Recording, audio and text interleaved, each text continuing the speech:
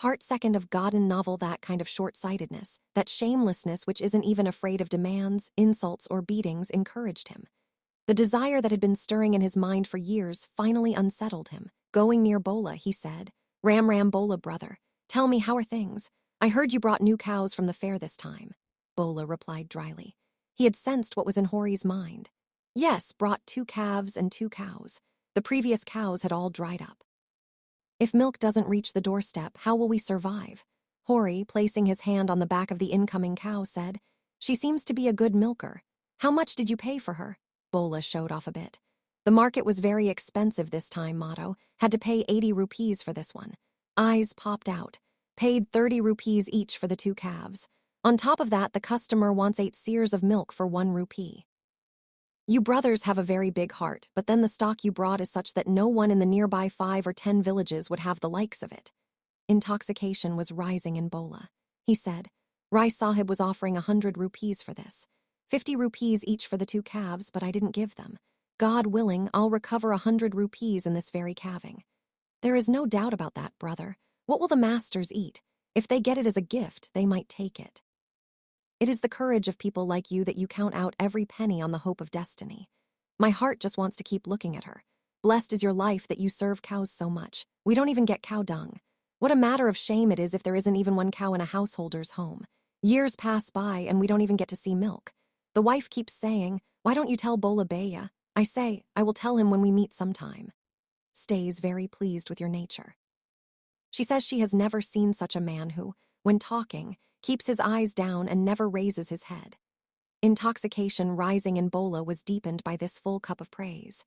He said, A good man is one who considers others' daughters and daughters-in-law as his own. If a wicked person looks at someone else's woman, he should be shot. You have said $1 million thing, brother. A gentleman is only he who considers others' honor as his own honor. Just as a woman becomes an orphan when a man dies, similarly, a man's hands and feet are broken when a woman dies. My house is ruined, Motto. There is no one even to give me a bowl of water. Last year, Bola's wife had died of heat stroke. Hori knew this, but he didn't know that the 50-year-old dry Bola was so tender from inside. The longing for a woman had become moist in his eyes. Hori got his chance. His practical farmer intelligence became alert. The old proverb isn't false. Without a housewife, a home is a ghost's abode. Why don't you fix a marriage somewhere? I am on the lookout, Motto, but no one gets trapped easily. I am even ready to spend 50 or 100 rupees, as God wills. Even I will be on the lookout.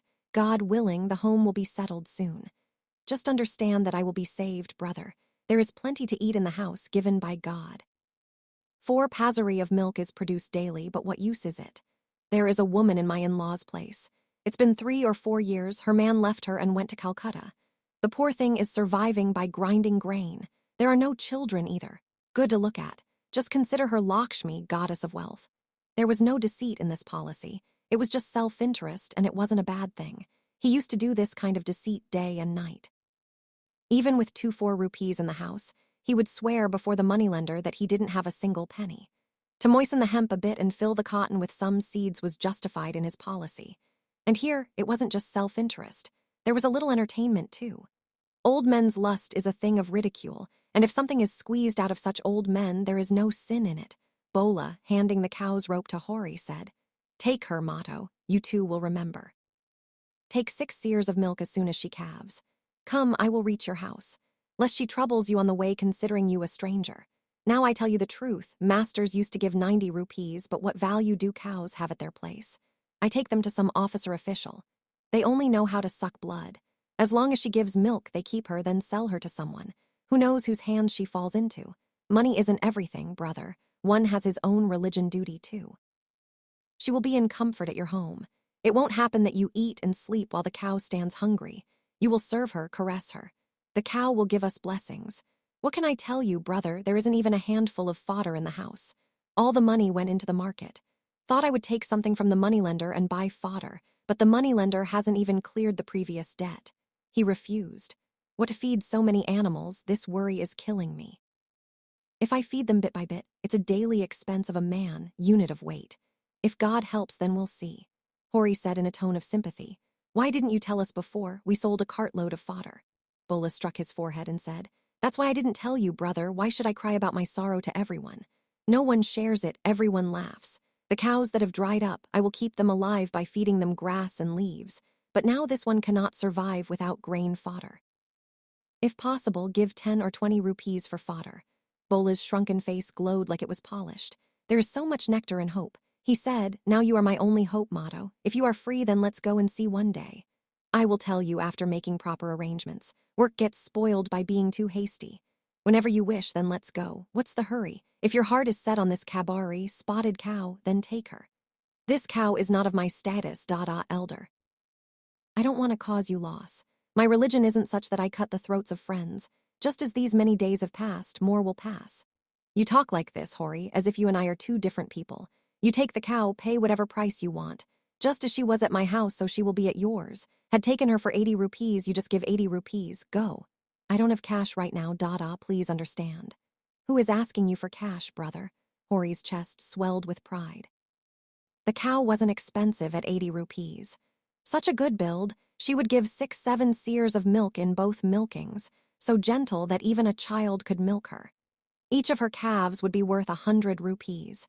If she is tied at the door, the grace of the door will increase. He still owed about 400 rupees, but he considered credit as almost free.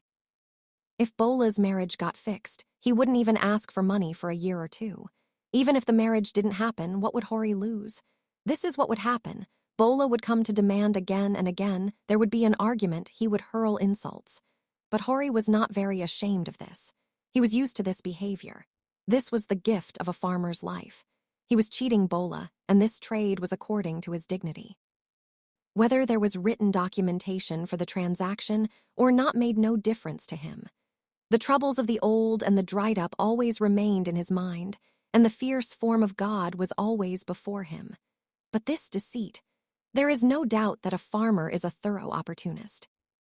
Money for bribes comes out of his pocket with great difficulty.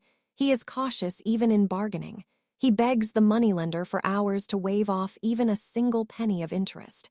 Unless he has firm trust, he doesn't fall for anyone's persuasion. But his entire life is a permanent cooperation with nature. Fruits grow on trees, the public eats them. Grain grows in farming, it serves the world. There is milk in a cow's udder, she doesn't drink it herself, others drink it. Clouds bring rain, the earth is satiated by it. In such company, where is the place for vile selfishness? Hori was a farmer and he had never learned to set fire to someone's house to warm his own hands. As soon as he heard Bola's tale of distress, his mindset changed. Returning the rope to Bola's hand, he said, Dada, I don't have the money, but I have a little fodder left. I will give that to you. Come and take it. You will sell the cow for fodder, and I will take it. My hands won't be cut off, Bola said in a choked voice. Your bullocks will die of hunger. How much fodder do you even have? No, Dada, this time the fodder was good. I discussed the fodder with you unnecessarily. If you hadn't told me and I found out later, I would have been very sad that you considered me a stranger. If a brother doesn't help a brother in time of need, how will things work? But take this cow anyway. Now Dada will take her later. Then get the price of the fodder deducted from the milk. He looked back again. The Kabari cow was shooing away flies with her tail, shaking her head, walking with a playful, slow gait, as if she were a queen among maidservants.